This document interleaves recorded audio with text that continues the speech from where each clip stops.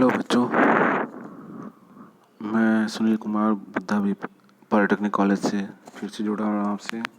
और hydraulics and pneumatics में एक चैप्टर है पाइपों से प्रवाह, आज उसका अध्ययन करेंगे।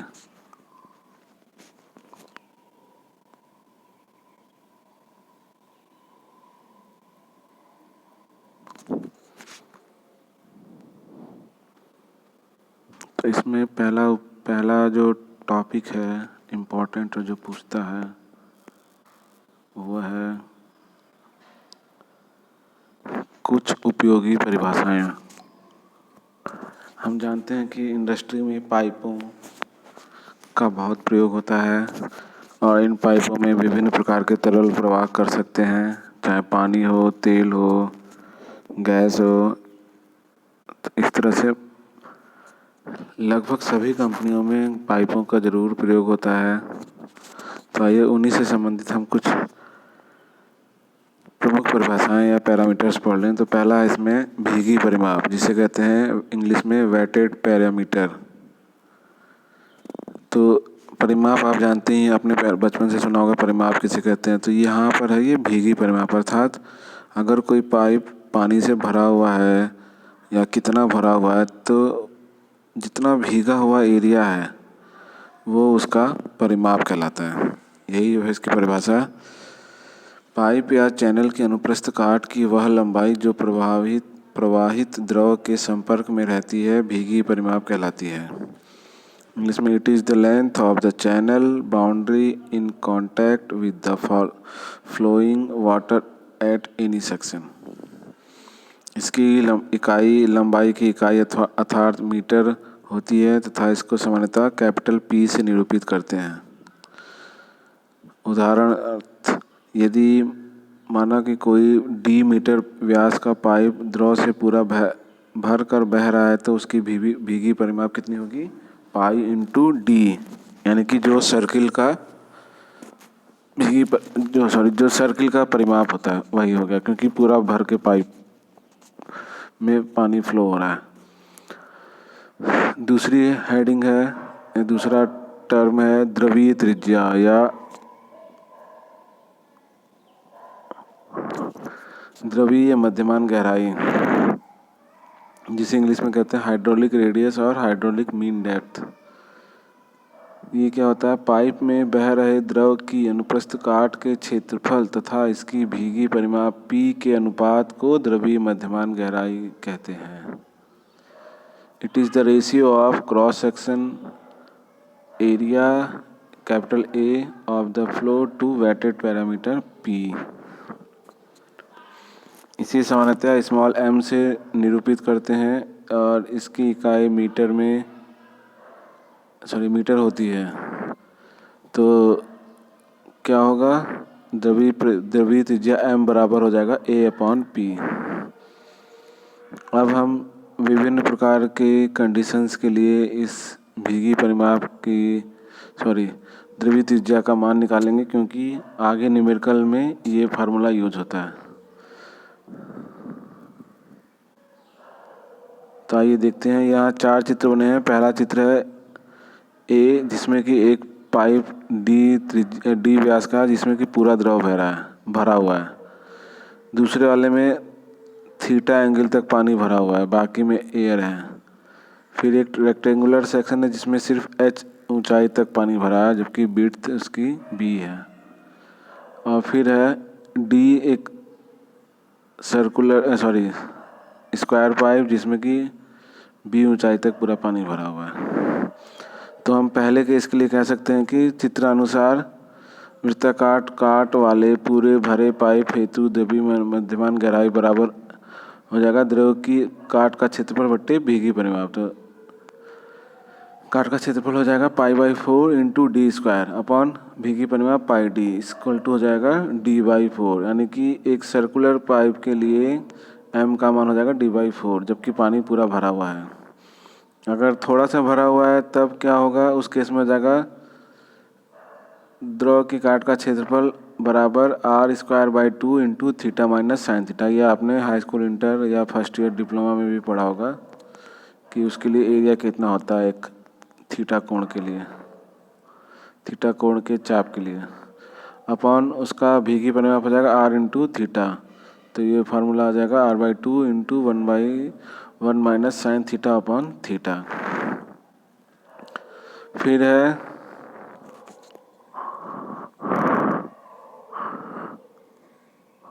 आयताकार खुली चैनल के लिए मध्यमान गहराई, यह द्रव्यमान मध्यमान गहराई m बराबर हो जाएगा क्षेत्रफल बट्टे परिमाप। तो क्षेत्रफल हो जाएगा b इंटू एच अपॉन परिमाप कितना हो जाएगा b प्लस 2h, यानी कि 2h हाइट तक वो भीगा हुआ है। तो h plus b plus h यानी कि b प्लस 2h। और लास्ट केस जो था वर्गाकार पूरे भरे पाइप के लिए द्रव्यमान मध्यमान गहराई हो जाएगा a/p equal to b into b, क्षेत्रफल हो जाएगा अपॉन 4b, तो ये हो जाएगा b/4। तो इस प्रकार से हम देख रहे हैं इन चारों कंडीशंस के लिए क्या क्या द्रव्यमान मध्यमान गहराई होगी, क्योंकि ये आगे न्यूमेरिकल लगाने में यूज हो सकते हैं। तीसरा है द्रवीय ढाल।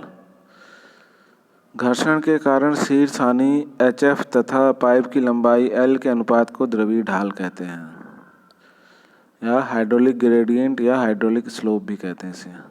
The ratio of head loss due to friction to the length of the pipe is called hydraulic gradient और हाइड्रोलिक स्लोप। इसे सामान्यतः I से निरूपित करते हैं, अतः I बराबर हो जाएगा HF/L। फिर है आपेक्षिक रुक्षता। इसे सामान्यतः डेल्टा से निरूपित करते हैं। यदि पाइप का व्यास d, इसकी सतह की मोटाई s हो तो आपेक्षिक रुक्षता डेल्टा बराबर 2s/d। अब है पाइपों में घर्षण प्रवाह।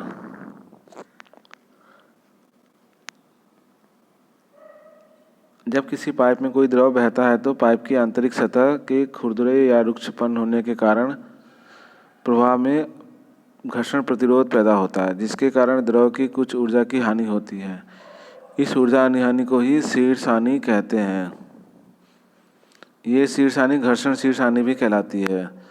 इसे सामान्यतः H_F द्वारा निरूपित करते हैं। H माने हो गया हेड और F माने फ्रिक्शनल, तो इसलिए इसका शॉर्टकट है HF। और ये चीज़ ध्यान रखना चाहिए कि शीर्ष वास्तव में बह रहे द्रव की विभिन्न परतों के बीच आपसी घर्षण के कारण अधिक होती है, चूँकि उन विभिन्न परतों की गति असमान होती है। अर्थात हम यह भी कह सकते हैं कि द्रव की ऊर्जा या शीर्ष हानि उसकी विभिन्न परतों में श्यान प्रतिरोध के कारण होती है।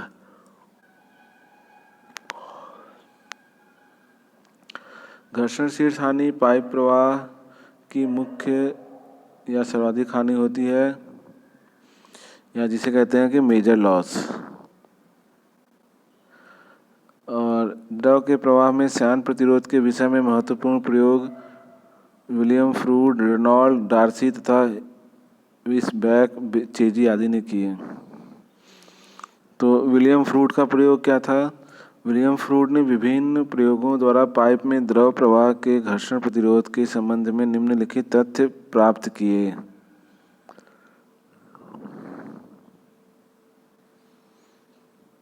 पहला, घर्षण प्रतिरोध Vn के समानुपाती होता है,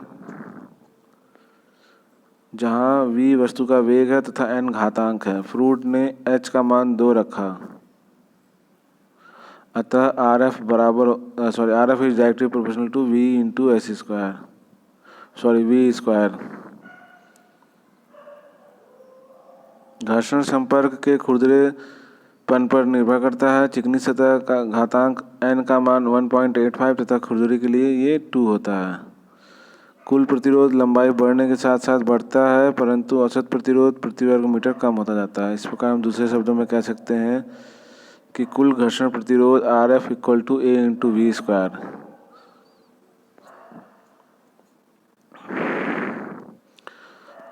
RF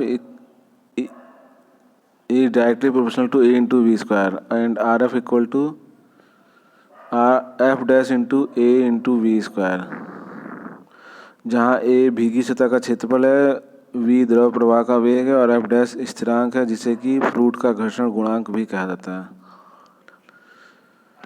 फिर जो बहुत इम्पोर्टेंट है वो है घर्षण शीर्ष हानि के लिए डार्सी का समीकरण। ये इम्पोर्टेंट है इस चैप्टर में, तो इस पर थोड़ा ज़्यादा ध्यान देते हुए पढ़ेंगे।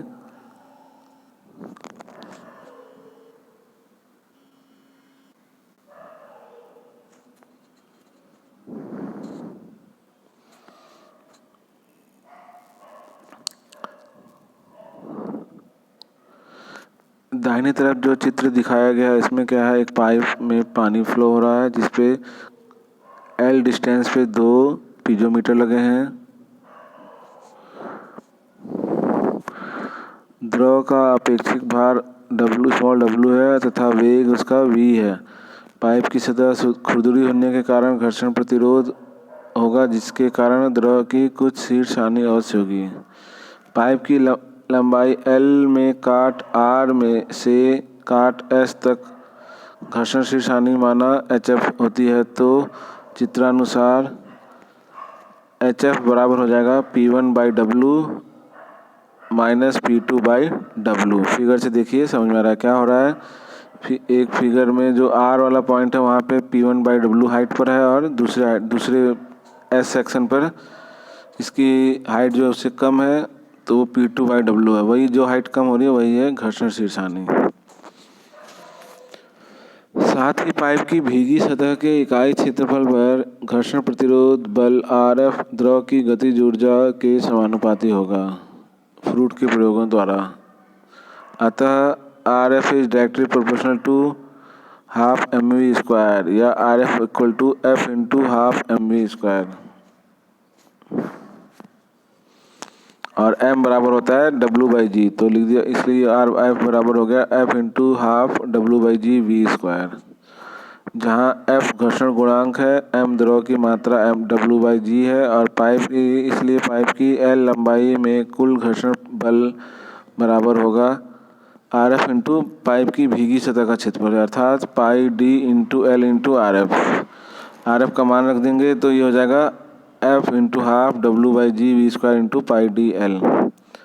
और यदि पाइप में द्रव की काट का क्षेत्रफल A है तब RS काट के बीच दाब के कारण द्रव का कुल दाब बल बराबर होगा काट R पर दाब बल माइनस काट S पर दाब बल। R पर दाब बल होगा P1 into A minus P2 into A। ये हो जाएगा P बराबर P1 minus P2 into A बराबर P1 minus P2 by पाई/4 D²।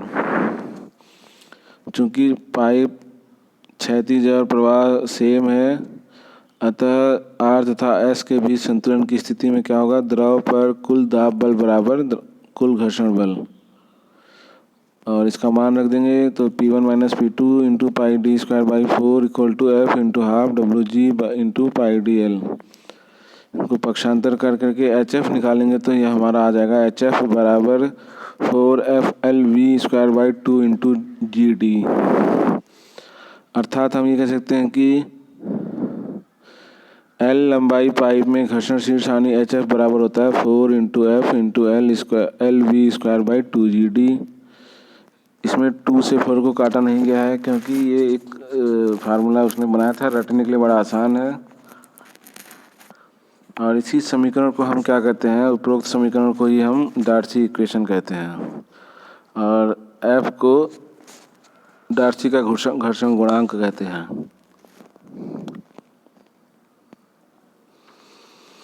Next है चेजी सूत्र। चेजी के सूत्र में उपरोक्त जो हमारा सूत्र था HF बराबर 4FLV²/2G, चेजी ने क्या किया, उसी में थोड़ा हेरा फेरी करके एक नया फार्मूला बनाया जो कि इस प्रकार है। हम जानते हैं HF बराबर इतना होता है, इसलिए V² बराबर हो जाएगा HF/L into D/4 into 2G/L। इसने अलग अलग कर दिया अलग अलग टर्म में। अब हम जानते हैं चूँकि HF/L बराबर होता है द्रवी ढाल, पहले आगे मैंने पढ़ाया था। फिर D/4 बराबर वृत्ताकार पूरे भरे पाइप का द्रवी माध्यमान गहराई होती है, इसलिए समीकरण 1 से क्या होगा, V² बराबर M into I into 2G/L। यहाँ से v इक्वल टू आ जाएगा √mi/2g/f।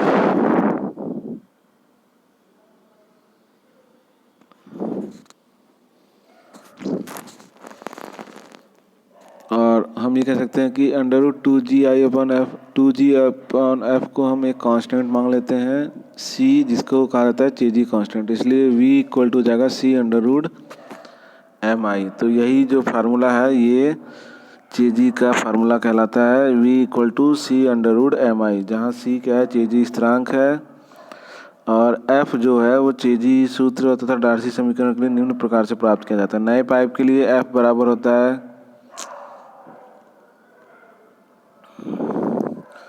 0.005 इंटू ब्रैकेट में 1+1/35d, और जबकि पुराने पाइप के लिए यही चीज़ जो आगे है मल्टीप्लाई बाई, वो वैल्यू चेंज हो जाती है, वो हो जाती है सिर्फ 0.01।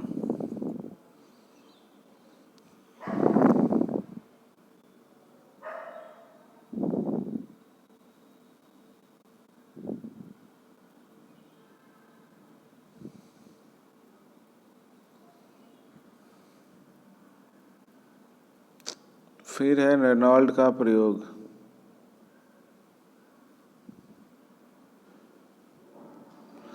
तो रेनॉल्ड ने क्या किया था,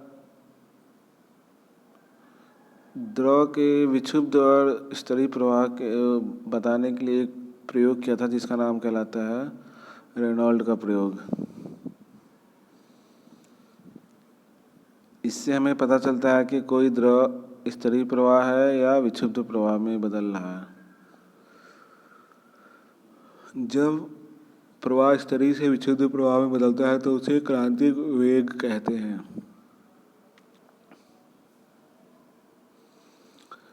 अतः रेनॉल्ड के प्रयोग से क्रांतिक वेग का मान ज्ञात किया जाता है। रेनॉल्ड के प्रयोग दो प्रकार के हैं, जिसमें से पहला है रेनॉल्ड का रंगीन धारा प्रयोग।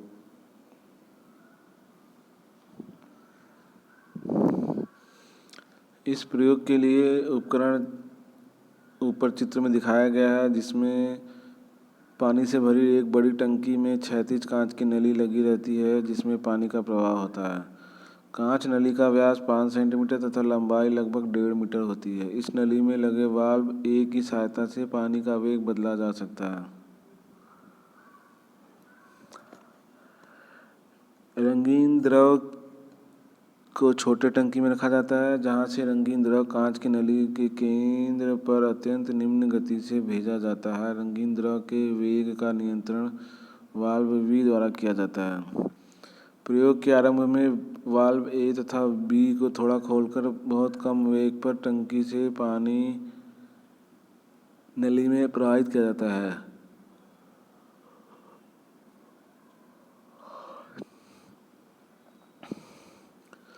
जिसके फलस्वरूप कांच की नली के केंद्र पर सरल रेखीय धारा बनाते हुए रंगीन द्रव प्रवाहित होता है।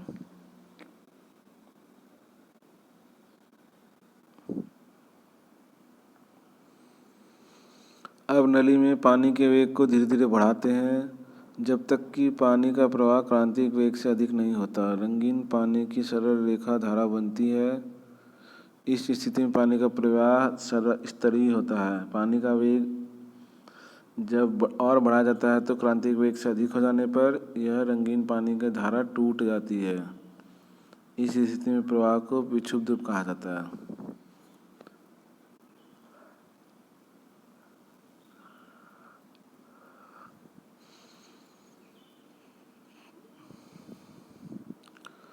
दूसरा है ऊर्जा हानि प्रयोग। इस प्रयोग में क्रांतिक वेग का मान धारा रेखा तथा विक्षुब्ध प्रवाह के लिए पाइप की भीतरी सतह पर प्रतिरोध के अंतर के आधार पर ज्ञात किया जाता है।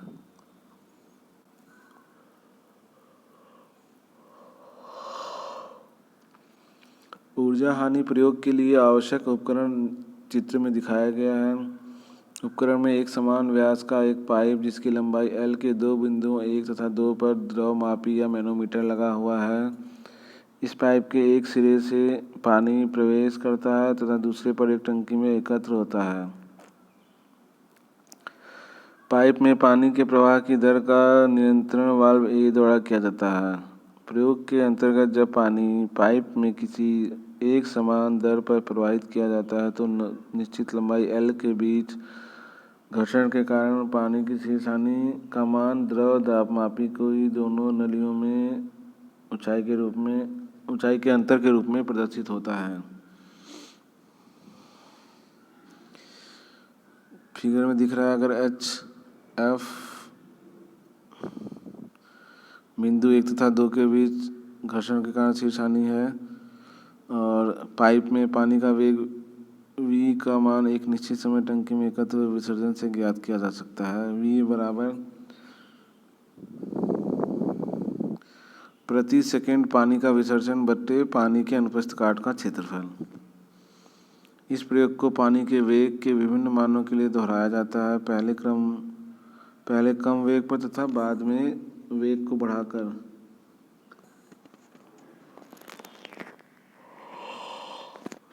प्रयोग के परिणामों को फिर ग्राफ पर अंकित करके वक्र प्राप्त किया जाता है, जैसा कि बगल में ग्राफ में दिखाया गया है। ग्राफ के x अक्ष पर वेग v तथा y अक्ष पर hf के मान लिए जाते हैं। यह ग्राफ वेग के एक निश्चित मान तक सीधी रेखा के रूप में रहता है, परंतु अधिक वेग पर वक्र हो जाता है। ग्राफ के सीधे भाग तथा वक्र भाग के बीच में परिवर्ती भाग होता है, जिसमें छेड़छाड़ी अनिश्चित रूप से होती है और पानी में बहाव उठते हैं। अब है रेनॉल्ड संख्या।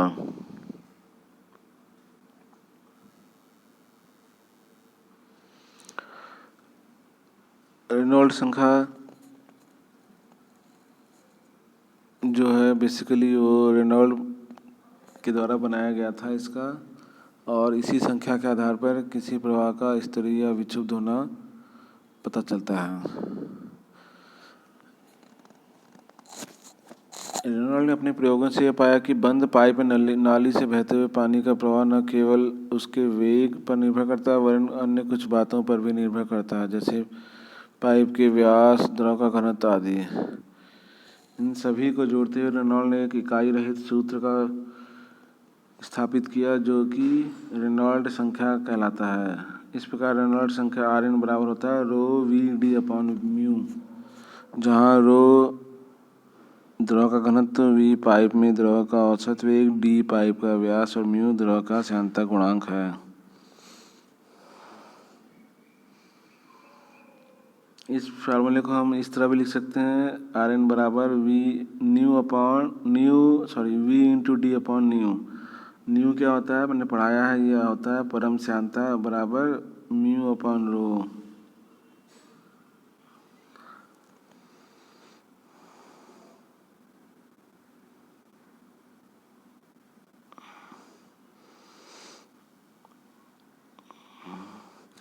यदि इस फार्मूले द्वारा जो रेनॉल्ड संख्या का मान निकल रहा है वो 2000 से अधिक है तो जो धारा है, गलत लिखा बुक में, अगर रेनॉल्ड संख्या का मान 2000 से कम है तो वह धारा स्तरीय प्रवाह कहलाएगा। अगर उसका मान 4000 से अधिक है तो वो प्रवाह विक्षुब्ध कहलाएगा, और अगर 2000 से 4 के बीच तो वो अनिश्चित कहलाता है।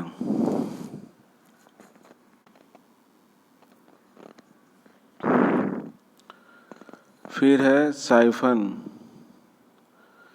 एक ऐसे मुड़े हुए पाइप को साइफन कहते हैं जिसकी सहायता से वायुमंडलीय दाब बल का ही उपयोग करके किसी द्रव को एक कुछ ऊंचाई तक चढ़ाकर फिर निचले तल पर प्रवाहित कर सकते हैं।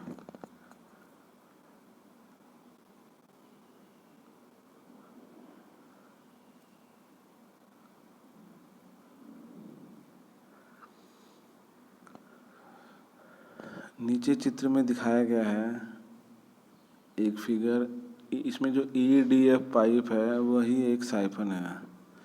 आपने बचपन में ये प्रैक्टिकल किया होगा कि एक डब्बे में पानी भरा और उसको नीचे किसी डब्बे में ट्रांसफ़र करना, जबकि बीच में कोई टोटी वोटी नहीं लगी है।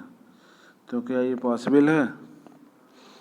यस, ये पॉसिबल है। ये पॉसिबल है साइफन क्रिया के कारण। तो साइफन क्रिया में क्या करेंगे हम, जो ऊपर वाला टैंक है उसमें एक पाइप डालेंगे और उसका दूसरा सिरा नीचे वाले टैंक में जहाँ की पानी हमें शिफ्ट करना है।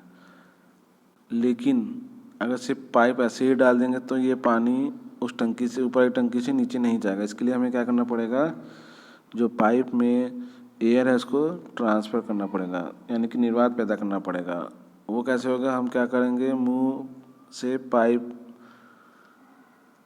पाइप में मुंह लगा करके जो पाइप में एयर है उसको सक करेंगे, चूस लेंगे, तो पानी अपने आप ही उसमें आ जाएगा। और फिर हम उसको जैसे ही डाउन करेंगे तो वो पानी ट्रांसफ़र होता रहेगा जब तक कि पूरा पानी ट्रांसफ़र ना हो जाए।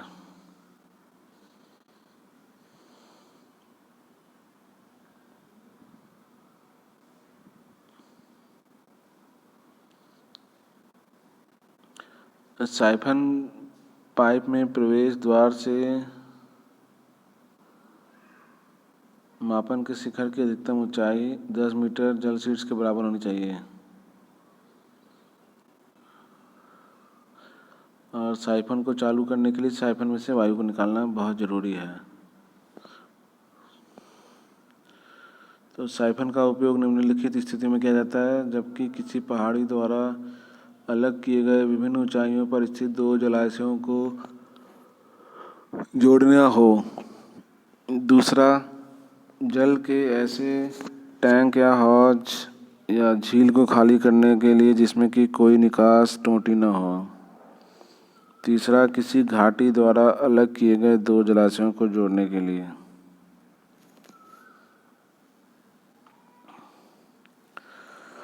नेक्स्ट हेडिंग है पाइप द्वारा द्रवी शक्ति संचारण, transmission of hydraulic power through pipes. जब द्रवी शक्ति का संचरण किसी पाइप द्वारा किया जाता है तब मुख्यतः पाइप के घर्षण प्रतिरोध के कारण द्रवी शक्ति के कुछ अंश की क्षति हो जाती है।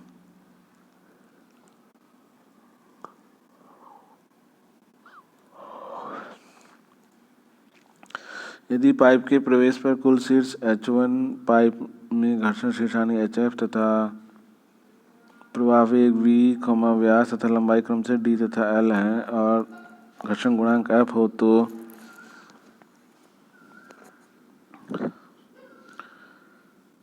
पाइप के निकास पर उपलब्ध कुल शीर्ष या शुद्ध शीर्ष बराबर होगा H माइनस HF।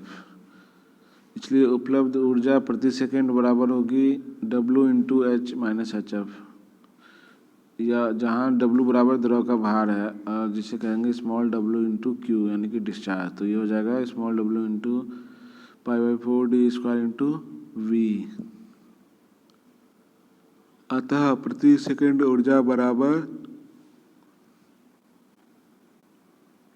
उसका मान रख देंगे कैपिटल W का, तो हो जाएगा small w π/4 d square V into दूसरे ब्रैकेट में H minus 4 FL V square upon 2GD।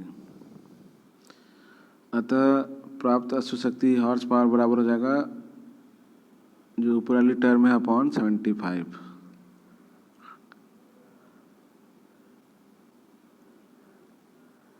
या इसको सॉल्व करेंगे तो ये हो जाएगा HP बराबर W into pi D square upon 300 into HV minus 4FL cube upon 2GD।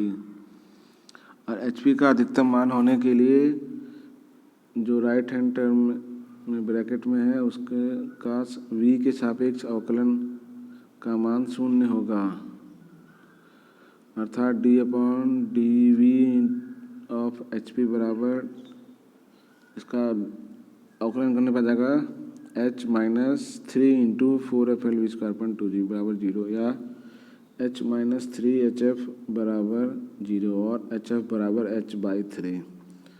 अर्थात पाइप द्वारा संचरित शक्ति उसी समय अधिकतम होगी जबकि पाइप में घर्षण के कारण शीर्ष हानि उपलब्ध शीर्ष की 1/3 होगी।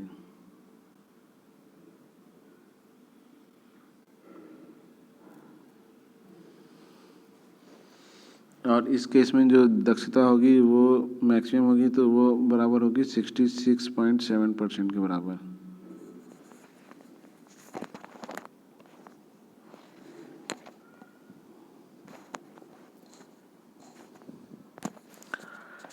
नेक्स्ट हेडिंग है जल आघात या वाटर हैमर।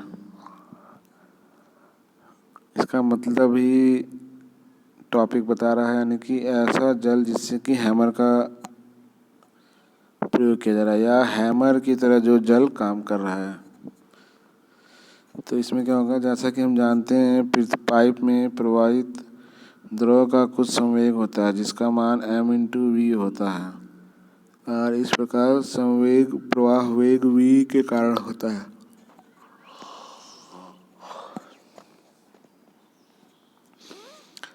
अब यदि प्रवाहित हो रहे द्रव या पानी को अचानक पाइप में लगे वाल्व बंद करके शांत कर दिया जाए तो वेग शून्य हो जाने के कारण उसका संवेग भी नष्ट हो जाएगा और वाल्व पर बहुत अधिक दाब पैदा होगा,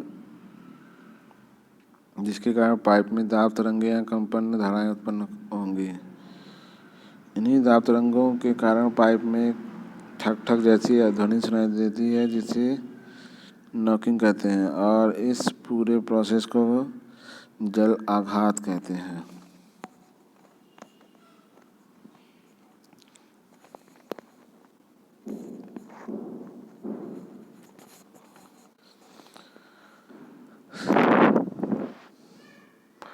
कभी कभी इस जलाघात का मान इतना बढ़ जाता है कि पाइप फट भी सकता है, अतः पाइप वाल्व या चेन स्टॉक या पेन स्टॉक का वाल्व धीरे धीरे बंद किया जाना चाहिए।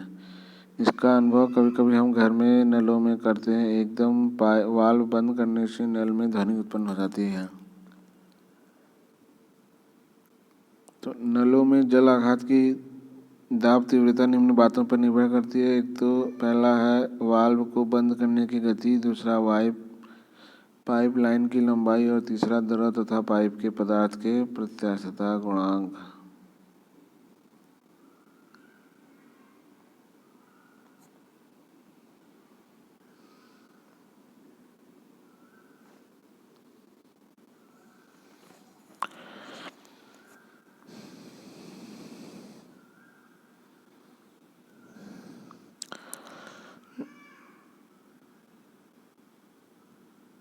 नलों में जलाघात की दाब तीव्रता निम्न बातों पर निर्भर करती है।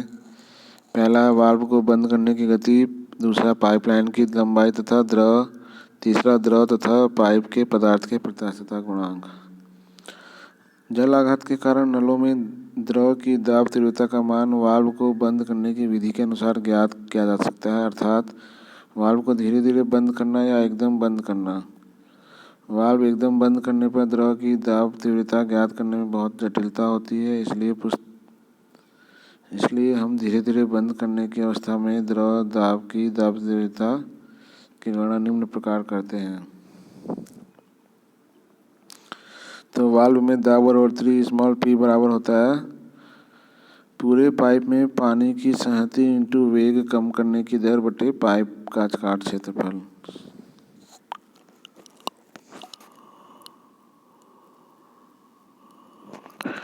और जहाँ पाइप में प्रवाहित द्रव की मात्रा m बराबर होता है W(a)L/G। तो साथ ही वाल्व को धीरे धीरे बंद करने में प्रवाहित द्रव का वेग कम होने का दर क्या होगा, F बराबर v-0/L या t। तो इसलिए P बराबर हो जाएगा (W(a)L/G इंटू v/t/a) या P बराबर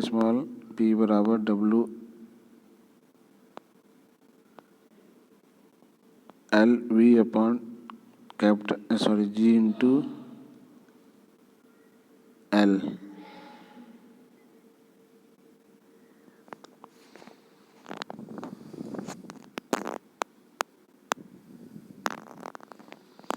तो ये हो गया जलाघात तक।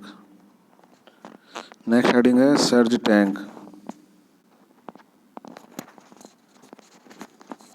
सर्ज टैंक क्या होता है, बेसिकली जब किसी पाइप के सिरे पर फिट हुआ कोई वाल्व अचानक बंद कर दिया जाता है तो इसके कारण पाइप में जल आघात उत्पन्न होता है। इसके अतिरिक्त जल विद्युत संयंत्रों में जहां जल की आवश्यकताएं लगातार बदलती रहती हैं, वहां यह आवश्यक होता है कि पाइपलाइन में जल का विसर्जन बढ़ाओ या घटाया न जा सके। यहाँ यह भी ध्यान देने योग्य बात है कि जब संयंत्र में जल की आवश्यकता अचानक घट जाए, वाल्व को बंद कर दिया जाता है, जिसके परिणामस्वरूप जलाशय तथा टरबाइन में पूरी लंबाई में दाब वृद्धि हो जाती है। इस समस्या के समाधान के लिए पाइपलाइन की पूरी लंबाई में टरबाइन के पास एक संचयी जलाशय, जिसे सर्ज टैंक कहते हैं, लगाया जाता है। यह सर्ज टैंक अपने अंदर जल का संचय कर लेता है और जब वाल्व बंद किया जाता है और अधिक जल प्रवाह का आवश्यकता होती है तो विसर्जित कर देता है। सर्ज टैंक के दो प्रमुख कार्य हैं। पहला है पाइपलाइन के प्रवाह में तेजी से होने वाले परिवर्तनों के कारण होने वाले दाब परिवर्तन को नियंत्रित करना तथा आवश्यक जलशील शीर्ष उपलब्ध कराकर टरबाइन को भेजे जाने वाले जल की मात्रा को निश्चित करना।